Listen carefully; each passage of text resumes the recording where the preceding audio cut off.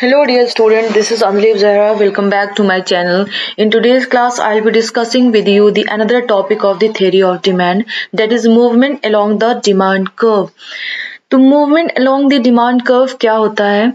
So when there is a change in quantity demanded of a particular commodity because of change in price with other factors remaining constant, there is movement of the quantity demanded along the same curve. तो movement along the demand curve क्या होता है?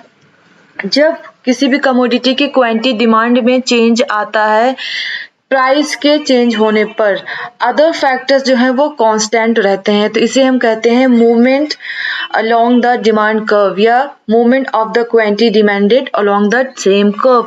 जब price के change होने पर quantity demand में change आता है, अदर फैक्टर्स कांस्टेंट रहते हैं, तब इसे हम कहते हैं movement along the demand curve. तो other factors like consumers income, taste along the price of other goods extra remain constant.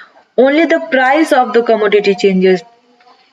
सिर्फ प्राइस के चेंज होने पर जो भी चेंज आता है उसे ही हम कहते हैं movement along the demand curve. Other factors यानी कि जो अदर डिटर्मिनेंट्स होते हैं जो कि प्राइस के अलावा हमारे क्वांटिटी डिमांड में चेंज ले आते हैं, वो फैक्टर्स हमारे कांस्टेंट रहेंगे. वो फैक्टर्स कौन कौन से हैं? जैसे कि income of the consumer, taste and preference या प्राइस ऑफ रिलेटेड कमोडिटीज. तो वो सारे फैक्टर्स जो प्राइस के अलावा हमारे क्वांटिटी डिमांड में चेंज ले आते हैं, वो सारे फैक्टर कांस्टेंट रहेंगे. और सिर्फ प्राइस के चेंज होने पर जो भी चेंज आएगा उसे हम कहेंगे movement along the demand curve या फिर change in quantity demanded. So the movement describes a change in quantity demanded due to price variation. Movement क्या डिस्क्राइब करता है? मूवमेंट प्राइस के चेंज होने पर जो भी क्वांटिटी डिमांड में चेंज आता है वो डिस्क्राइब करता है. यानी प्राइस के कम या ज्यादा होने पर क्वांटिटी डिमांड के किसी भी कमोडिटी की क्वांटिटी डिमांड में क्या चेंज आ रहा है, दैट इज कॉल्ड मूवमेंट. तो it is also called change in quantity demanded. इसे हम चेंज इन क्वांटिटी डिमांडेड भी कहते हैं. तो movement along the demand curve या चेंज इन क्वांटिटी डिमांडेड एक ही बात है. या हम movement along the demand curve इसे कह सकते हैं या फिर change in quantity demanded. So in such a scenario, the change in price affects the quantity demanded, but the demand follows the same curve as before the price changes. देखिए इस case में क्या होता है, प्राइस के change होने पर जब हमारे क्वांटिटी डिमांड में चेंज आता है तो डिमांड जो है हमारा वो एक ही कर्व, सेम कर्व पर या तो अपवर्ड मूवमेंट कर सकता है या डाउनवर्ड मूवमेंट हो सकता है. ठीक है, डिमांड कर्व हमारा शिफ्ट नहीं होता है. तो this is movement of the demand curve. ये क्या है? Movement of the demand curve. यानी कि एक ही डिमांड कर्व पे, सपोज ये हमारा डिमांड कर्व है, राइट, ये हमारा डिमांड कर्व है, तो इसी पर या तो अपवर्ड मूवमेंट हो सकता है या फिर डाउनवर्ड मूवमेंट हो सकता है, राइट. सेम ही डिमांड कर्व पे चेंजेस आएंगे, डिमांड कर्व हमारा शिफ्ट नहीं होगा. क्लियर है? तो movement along the demand curve जो है वो दो टाइप के हो सकते हैं, that is extension of the demand and contraction of the demand. So let's discuss the extension of demand. Extension of demand क्या होता है? Extension of demand is a situation when quantity demanded increases in response to a fall in own price of the commodity. Extension of demand में क्या होता है? जब price के कम हो जाने पर कमोडिटी की क्वांटिटी डिमांड इंक्रीज हो जाती है, तब उसे कहते हैं एक्सटेंशन ऑफ डिमांड. यानी प्राइस के कम हो जाने पर कमोडिटी की क्वांटिटी डिमांड बढ़ जाती है, कंज्यूमर ज्यादा परचेज करना शुरू कर देते हैं, उसको हम कहते हैं extension of demand. So let's understand it with the help of a table first. Given price was 5, quantity demand was 1. Suppose price has decreased from 5 to 1, तो quantity demand will increased from 1 to 5. Price पहले 5 थी तो quantity demand हमारा 1 था, और price के कम हो जाने पर, प्राइस 5 से कम हो गया 1 हो गई, तो क्वांटिटी डिमांड हमारा इंक्रीज होकर के 5 हो गया. तो let's understand it with the help of a diagram. So on x-axis we are taking our quantity demanded,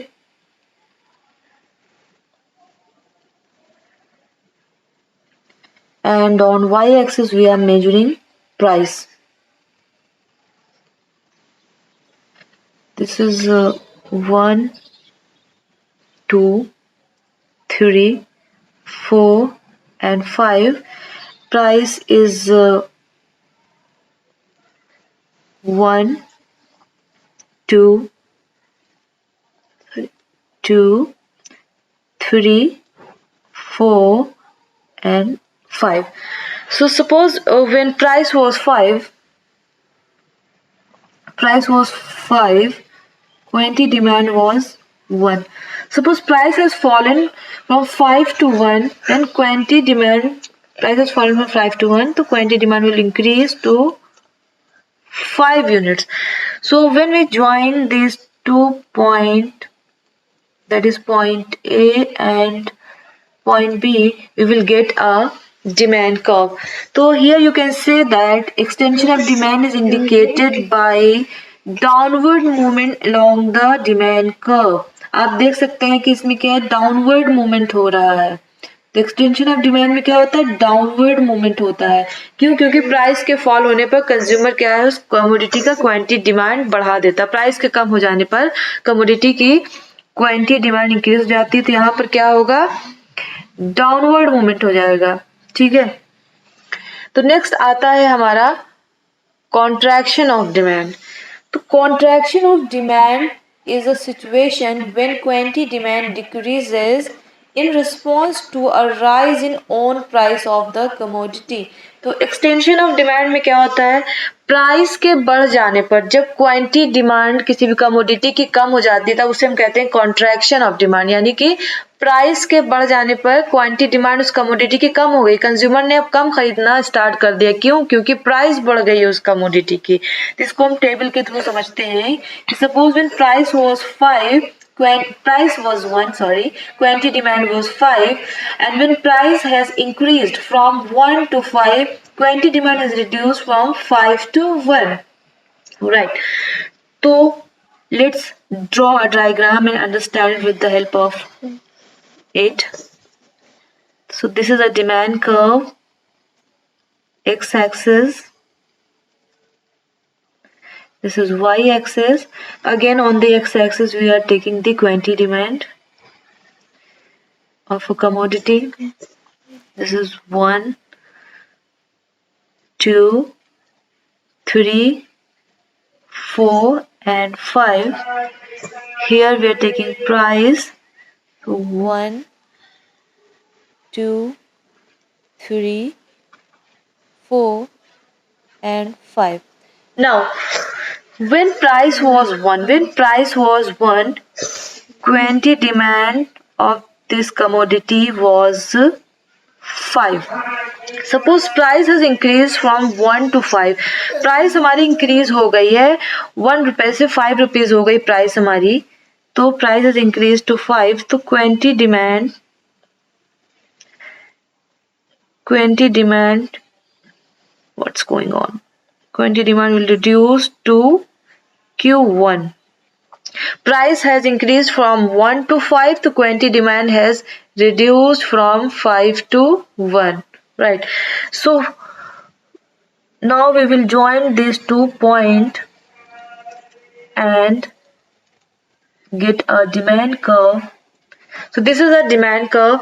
So you can see from here that here is an upward movement in the demand curve. Here is an upward movement in the demand curve. क्यों? क्योंकि price के बढ़ जाने पर commodity का quantity demand यहाँ पर कम हो गया है. तो contraction of demand is indicated by an upward movement along the demand curve. Contraction of demand के केस में अपवर्ड मूवमेंट होता है. क्यों? क्योंकि प्राइस से कम हो जाने पर क्वांटिटी डिमांड हमारी कम हो जाती है.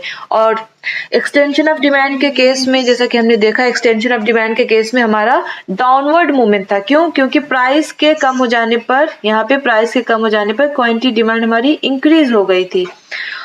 और प्राइस यहाँ कॉन्ट्रैक्शन ऑफ डिमांड के केस में हमने देखा कि प्राइस के बढ़ जाने पर, प्राइस के you can see from here कि price is increased from 1 to 5. Price के बढ़ जाने पर हमारी क्वांटिटी डिमांड कम हो गई है, इसलिए यहाँ पर हमारा क्या है, अपवर्ड मूवमेंट हो रहा है. ठीक है. तो this is extension and contraction of demand curve. So that's all for today. Thank you very much.